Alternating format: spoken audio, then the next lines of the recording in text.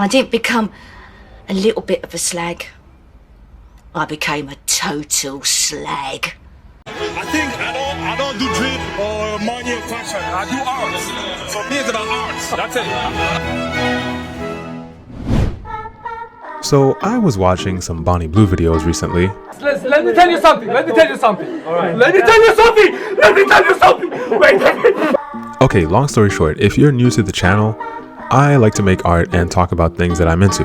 And one of the things that I like a lot is comedy. Also, just generally analyzing human behavior and societal phenomena. Enter Bonnie Blue. Not like that. No, but seriously, this woman has been taking us on quite the ride over the last year or so. Okay, let me stop. So, without going into what I think about her as a person, as much as I can know about her from what she does and continues to do publicly, I think that everything surrounding her is at least very interesting. And speaking of what I know about her, I think watching her talk is obviously more interesting and appropriate than watching her do other things. And I love a good laugh, and there are a few things that are funnier than when someone or something is so tragically ridiculous and outrageous that it ends up just tickling me. So whenever I see an interview type video featuring Bonnie Blue, I'm usually keen to click on it. So recently I saw that a YouTube video was uploaded featuring Bonnie Blue and Castillo, two respectively crazy characters to say the least. I was introduced to Castillo on TikTok, originally doing funny videos responding to questions and scenarios sent in by his followers. He's the "it's not looking good, brev" guy. He's hilarious. And of course, I've heard of Bonnie Blue. Cause I'm chronically online, not for any other reason. Anyway, the premise of the video is it's a lighthearted, comically edited, one-on-one dating show where the host grills the guests with questions. It's not meant to be taken seriously at all. I got another thing, yeah? Yeah, go on. This is a mad idea, yeah? So you know about like the war in Ukraine right now, yeah? Yeah. So listen to this, yeah? 500 Ukrainian man, Yeah. 500 Russian man, and they just got to clout you for peace. That's a good idea, bruv. She could end the war, bruv. So I had to click straight away because I knew it would be hilarious. And it did not disappoint.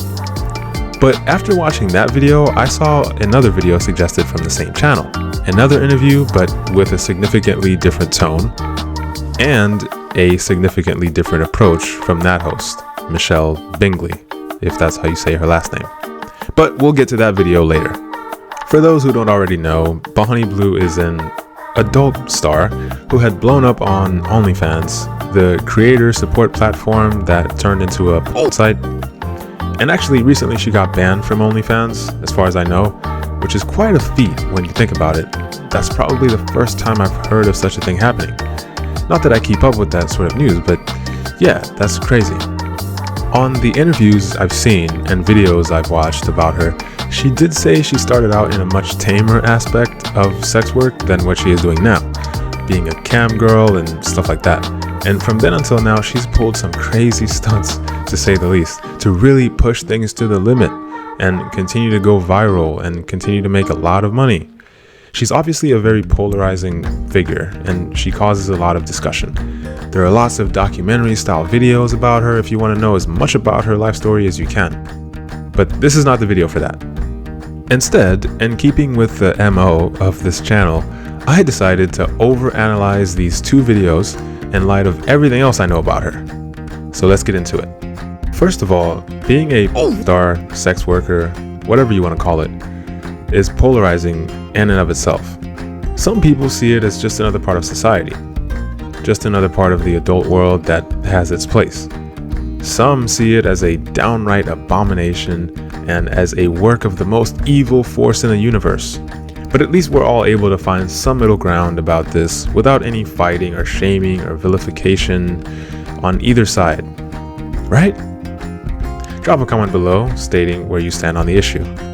Seriously though, it's a terribly complex issue that spawns different conversations and issues like the exploitation of women and minors, the issue of consent, all the way to straight up trafficking of individuals. And it isn't always that one thing necessarily leads to the other, but it's something we can't ignore. Bonnie Blue is fascinating for a lot of reasons. And before we even get to the funny parts, on a serious note, the things that she chooses to do, which is the thing, she chooses to do these things, they cause uproar, unsurprisingly, and rightly so. But they also force us to entertain these conversations about agency, consent, morality, and the currency of shock value. With that comes the question, at least for me. Did we create her? Collectively, I guess, with what we consume, the things we give attention to, and this isn't just about, it's about the way that social media and celebrity and fame influence us, the way economic or personal financial struggles affect us. This is sad, bruv. I could make a whole video about that topic, but let's stick to the topic at hand. As I was saying, it's also about the way content and entertainment has evolved over the years. Everything is on a timer. Just as soon as this thing goes viral and blows up, our dopamine gluttony demands the next thing, and the next thing. And that breeds a competition of what's the craziest, most interesting, shocking, grotesque, challenging thing I can do to go viral, and then do it again and again. One thing she has already completed is arranged to have sex with 1,000 men in a single day, allegedly. I haven't seen the proof, but I have no reason to doubt it really, other than just wishing that that wasn't something happening as part of our collective reality. But speaking of agency and consent, if she is willing to arrange this and the participants are willing to participate, ski masks and all, more on that later, but if she is willing to go through with it and everyone involved are consenting adults in a country where that is legal, who's to say they shouldn't do that, right? And what line of reasoning would you use to deter someone of such a conviction? A call to belief, religion, morality, also a religion they don't subscribe to, societal norms they clearly don't care about. Further than that, or rather before that, and actually kind of concurrently really, she has this fixation, it seems, on having sex with, I'm trying not to throw up as I say this, barely legal boys. Big 18 man is thing. young enough for me. Little boys, bruv. So how many 18-year-olds have you slept with? Oh my gosh. I'd probably say like half of my sex count is from 18-year-olds. Big man thing. Do you prefer that? It depends. Like, I love taking their virginities. I love taking people's virginity. It's my thing. And I love how innocent they are. And It sounds kind of noncy though, I'm just letting you know. Do people ever said that sounds a bit noncy? Oh, all the time. This girl needs to go to church, bruv. But they're 18, so why is it noncy? And it's important to say, legally these individuals are of age, as she says, but no matter the gender, a fully grown adult speaking this way and acting this way towards boys and girls in this manner is Not my thing. That is mad, bruv. not for me, to say the least. She brands this, as well as the 1,000 Men stunt and others like it, as providing a service. To her, she's providing a service to these men, and more than that, providing a form of sexual education for these young, barely legal, sexually inexperienced boys that she's so interested in. Do you not think it's damaging to them? No, usually they'd have sex unprotected. Somebody they don't know, it could be on a one-night stand, they've been drinking, maybe drugs are involved. They're going into an unsafe environment that they don't know. That girl the next day could say, hey, I didn't consent to that. Hey, that was rape. Or, hey, you didn't know what you was doing and you actually hurt me. Yeah. Them having sex with me, I'm saying, look, use me as a guinea pig. Trial and error, whatever you want. Because I'm consenting to this and I want to educate you on a woman's body. Because yes, you can learn sex education at school, but how much do you learn from a middle-aged teacher that's not been laid for years? So you're just like a modern day walk-in sex education lesson Yeah, for I know. underage children? Well, no, because they're 18. Well, barely legal people, yeah. And if you've got an issue with the age, then take it up with the government. Because I go by the rules, and the rules is 18. Now, like many others who have this, in my opinion, predatory behavior towards young men and women, she is operating within a loophole in society's view of adulthood and consent. Do you not have a problem with the fact that they're literally borderline underage, No, because they're 18. but they're still children? Yeah, but they're 18. What if he was 17? Well, then no, because that'd be illegal. Would you still, if it wasn't on camera? No. No, so your limit is 18 years Yeah. old, but they are still... I'd happily take someone like on their 18th birthday. And in doing so, she can also use that to further cause uproar and intrigue and drive up more traffic and attention to herself and drive up the revenue. But like I said at the start, she has to continue pushing the limits in order to break her own records and will to live, I guess, and also to get more money. Although she says that she doesn't even do it for the money, but that it's a nice bonus. Well, I've retired my whole family, so I'd say that's nice. I like that. See, it's a catch. See, you gotta be happy, man. You get me? On one hand, you could be like, yo, it's 1,000 willies, but on the flip side, paid off the mortgage, bruv. I'm rich, who cares? They say money can't buy happiness. One, it can, but second of all, like, me earning so much money has brought time for my family, so now we get to see each other a lot more. When I worked in recruitment, I was given orders. I was told when I could have days off. If a family member was ill, I had to book that as annual leave to go and see them. Yeah. Now I get to spend unlimited time with my family and I get to do what I want to do. Which is people. Yeah, so if that includes 1,000 people that day, that's exactly what I do. Which is the other fascinating thing about her. Whenever she speaks about her past and ultimately her journey towards this lifestyle, she describes something totally relatable and logical, and although the relatability does stop there, here's what she had to say. Like, what ticked in your head that was just like, you know what? I'm just gonna go and be a hoe. I'm gonna be a slut. Yeah. So like the whole time during recruitment, I just thought this is what I'm gonna do for the rest of my life. Everyone would come in and have stories and go, oh, in my past I did this, or oh, I want to do this in the future. And all I thought is, oh, I finished school, I've gone into apprentice in recruitment, and now I'm going to do recruitment for the rest of my life. And I was like, is this as good as it gets? Well, no, because there's like a million other jobs. Yeah, but still like for me, it was very office based, and money is This is a common theme just with my channel. The feeling of wanting more for your life than the lot that's been handed to you or that you've chosen, and wishing you had taken a different course, and wanting to and trying to do something about it. So I can totally understand her on that point. But that desire leads us down different paths, for sure. Evidently, it's led her down a path that I don't think anyone should go down. But for a moment, I thought, this is exactly why I am fascinated by people. Imagine hearing those few sentences come out of a person's mouth and being sympathetic to such a feeling. But then also hearing that same person say something like this. The one thing I do love doing recently is when I get hate from women. A lot of it I dismiss. Sometimes when they've got a profile picture of like their husband or their son, I think, I want to f your son and husband. Like, you are now on my hit What if their list. son's like 10 though? Or this. If you was to give a number, how many willies have you like in your life? I'm getting close to 2,000.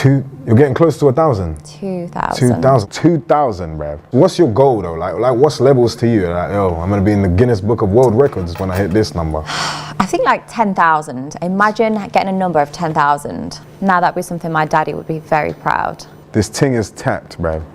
But as I mentioned before, she did get banned from OnlyFans and has received backlash from other adult content creators on the website.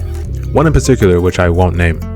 Because honestly, it's bad enough I'm doing a whole video on Bonnie Blue, but here we are. Anyway, she got banned because the next crazy stunt she had planned was to arrange a petting zoo, as it's been branded, wherein she is kept in a glass container of some sort and random men could come and do whatever they want to her. What the f, bruv? You can look that up if you want more details, honestly. But as she continues to do more outrageous, extreme, and repulsive stunts, the more traction she's going to get, because that's just the cycle that I described before. Also, there are just sick people in the world who want to see that kind of stuff. And there are people on the other side who will be horrified and will want to call it out. But also, people are curious about how she got here, like what led her down this path of debauchery. When you look at the comment sections of videos or posts involving Bonnie Blue, you commonly see things such as nothing behind the eyes, she has no soul, and other such things. And given that I quite like watching interviews with her, I always notice this cold, composed demeanor with sometimes genius-level comedic responses and timing. What's your favorite documentary? Quite like Jeffrey Dahmer. Would you smash Jeffrey Dahmer? I wasn't really his type, maybe you'd be more his type. And the funniest part is that sometimes she's not joking. Yeah, I feel empowered when I'm disrespected by over 1,000 men. Like, I have to remind them, spit on me, slap me, choke me, pull my hair, because they're too polite to me. It's very much art. Like, I see it as a performance, it's fun.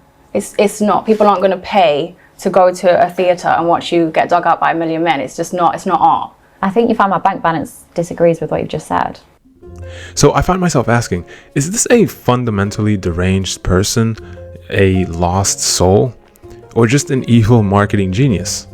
Or is she just someone who really has mastered the idea of complete and utter freedom and disregard for outside opinion, and she's just doing whatever the hell she wants to do within the legal loopholes of society? So with those questions in mind, I'd like to talk a little bit more about that second interview with the more serious tone. I'll admit, first, I don't know much about the interviewer in this video, except her name, which I saw in the description, Michelle.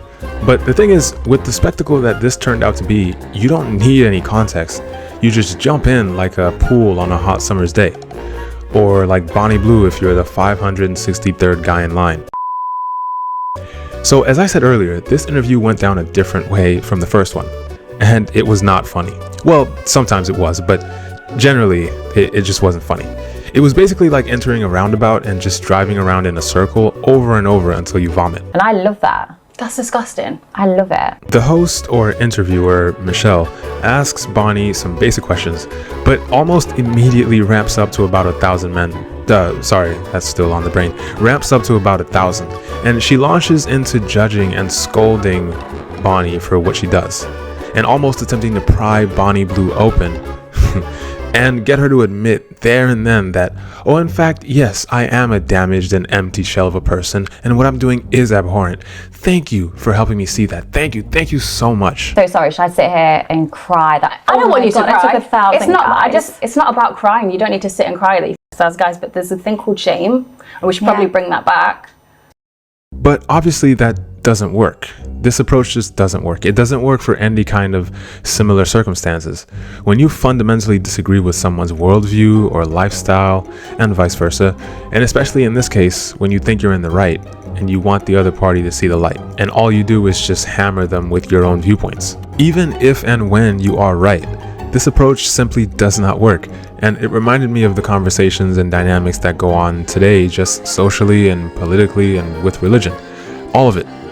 Almost no one listens, like actually listens, especially when they're already riled up and entrenched in the notion that they have the truth and they're emotionally invested or affected by the topic. And that's not a judgment. It's I'm not judging. factual when you don't know. But it is factual, because to do something like that, to do what you do, it means you don't have any respect for yourself. To do what being they a star? It's not a porn star though, is it? Okay, what we're calling it? Prostitution? Well, it's basically prostitution, isn't it? Okay, Modernized prostitution. so prostitutes don't have respect for themselves? Absolutely not. How can you sit there knowing you let 1,000 men have sex with you in 12 hours and say, I have respect for myself? 'Cause you that's don't what have I respect enjoy. for yourself. It doesn't matter whether you enjoy it or not. You can enjoy it with one man privately in your own home. That you don't need so to boring. All that happens is they hurl their own projections and beliefs and fears at the other party and want to beat them into submission to accept their viewpoint. It is discussing what you're doing.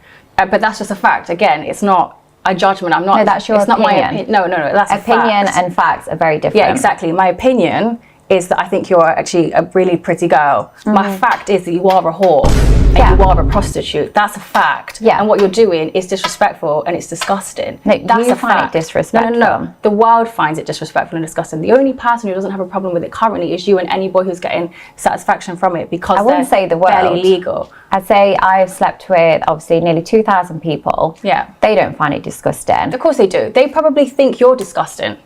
And that just causes each party to leave the conversation and plant deeper roots in their respective gardens.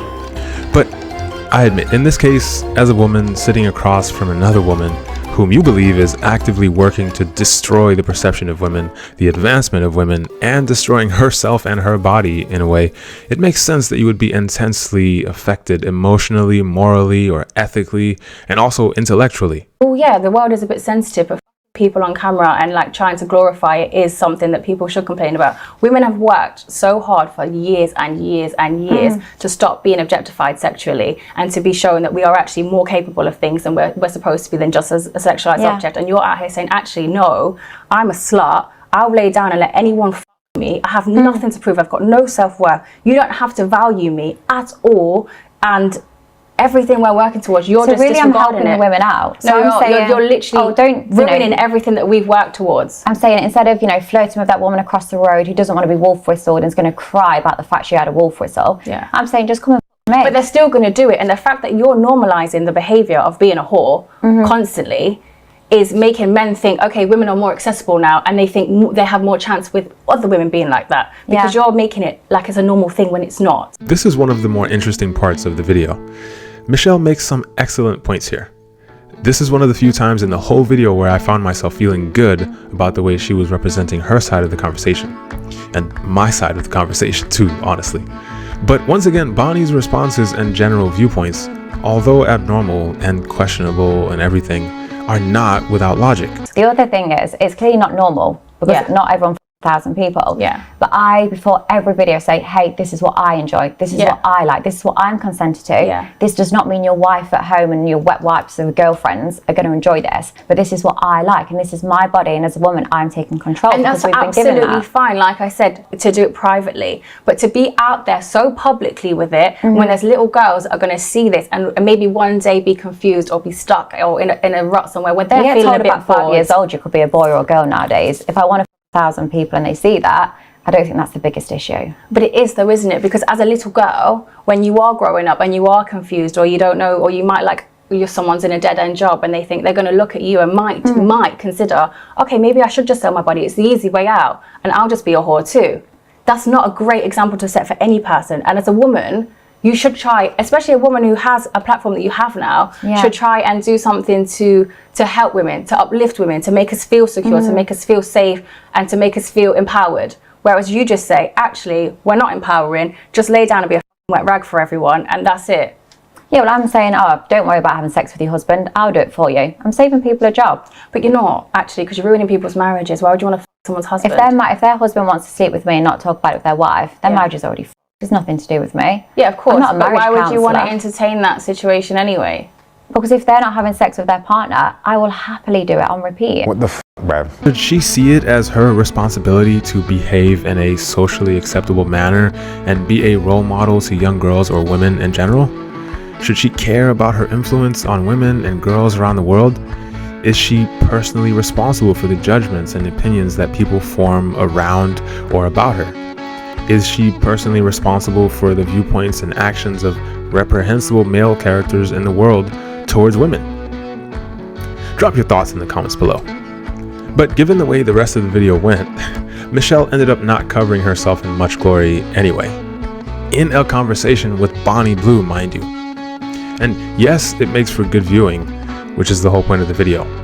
But when you interview Bonnie Blue and she comes out seemingly as the more composed and sane sounding person, something's gone wrong. Seriously wrong. I think the one thing I'm hoping is you do the stop assuming and you actually experiment.